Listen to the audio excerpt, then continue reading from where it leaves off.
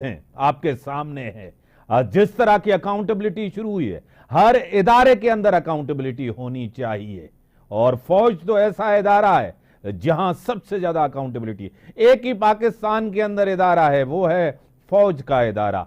मुल्क के किसी भी कोने में जाएं, अवाम का भरपूर साथ, पूरे मुल्क और अवाम का। और जब भी किसी बाहर मुल्क में जाएं तो फौज को सराहा जाता है, एक इंस्टीट्यूशन है पूरा। मुझे ज्वाइन किया है, गवर्नर रह चुके हैं इस सूबे सिंध के, मारूफ शख्सियत हैं, एकेडमिक हैं, मोहतरम जनाब जनरल रिटायर्ड मोइनुद्दीन हैदर साहब मेरे साथ हैं। जनरल साहब, मैं आपको वेलकम करता हूं अपने शो में। शुक्रिया, अस्सलाम वालेकुम। जनरल साहब वालेकुम सलाम। जिस तरह के हालात हैं आपके सामने हैं, आपने पूरी जिंदगी फौज में गुजारी। फौज एक ऐसा डिसिप्लिन इदारा है जहां एक पूरी अकाउंटेबिलिटी होती है, एक पूरा निजाम है, एक पूरा सिस्टम है। क्या कहेंगे? बिल्कुल सही है। और मैंने एज एडजुटेंट जनरल जो है फौज के डिसिप्लिन के साथ डील किया है। और अपने जमाने में हमने जनरल ऑफिसर के कोर्ट मार्शल भी किए, जनरल अब्बासी साहब का। सही। और टंडो भवन में जो मेजर साहब ने 9 आदमी मार दिए थे, उनको फांसी पे भी चढ़वाया है। सही। और ये मतलब कि जहां हमने देखा कि फौज की तरफ से कोई गलती या ज्यादती हुई है, जुर्म हुआ है, तो मतलब वहां फौज के अंदर बहुत मजबूत निजाम है एहतसाब का। सर, जिस तरह अभी जनरल फैज साहब को लिया गया है, आपको पता है 3 दूसरे ब्रिगेडियर, इससे पहले भी एक अकाउंटेबिलिटी हुई है, आपके सामने है। क्या कहेंगे इसके हवाले से? देखिए, ये एफआईआर ने बताया कि इनका फील्ड जनरल कोर्ट मार्शल होगा। इसका मतलब ये है कि इनके पास सारे सबूत मौजूद हैं। कोर्ट ऑफ इंक्वायरी के अंदर काफी चीजें स्टेब्लिश हो चुकी हैं। उसके बाद समरी ऑफ एविडेंस में जो कोर्ट मार्शल से पहले जो है वो एक और एविडेंस रिकॉर्ड किया जाता है, वो भी उनके पास मजबूत शवाहिद मौजूद हैं। जब भी उन्होंने इतना बड़ा स्टेप उठाया है और ये कौम को साथ शेयर किया, बताया है।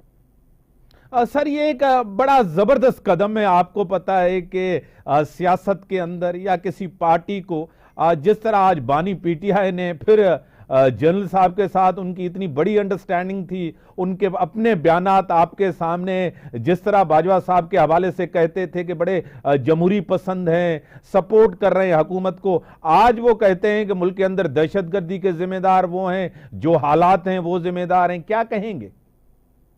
देखिए, ये एक दूसरे को ब्लेम गेम तो अच्छा नहीं है। और जाहिर है कि जो जितनी बड़ी जिसके पास अथॉरिटी पावर होती है, वही जिम्मेदार होता है नीचे के लोगों की निस्बत जो होते हैं सबऑर्डिनेट, जिसमें फौज भी मतलब के सिविल हुकूमत के ताबे होती है और अंडर कमांड होती है। तो उसका ब्लेम करना मुनासिब नहीं है एक दूसरे को। चीजें जब गलत हुई हैं तो उसका फिर हल निकालना चाहिए।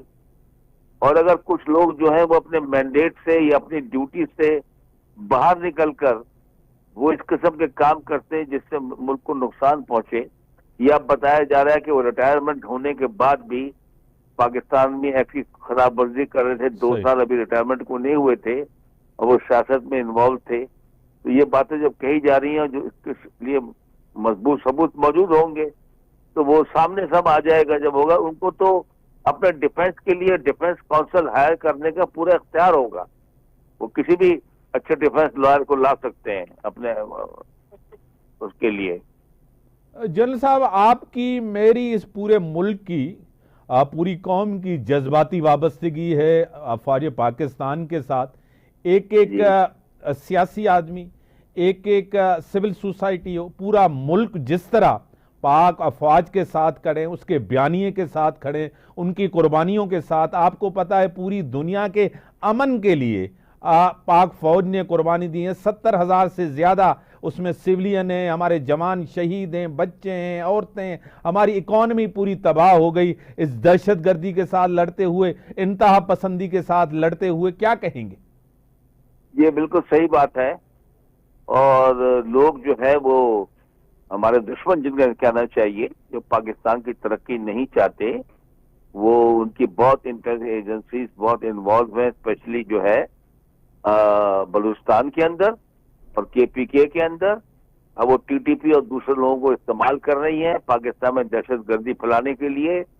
ये लोग अफवाज के ऊपर और सेकेंड लाइन फोर्सेस के ऊपर, पुलिस के ऊपर हमले कर रहे हैं और रोज कोई ना कोई सोशल छोड़ते रहते हैं सोशल मीडिया पर झूठ किस्म का।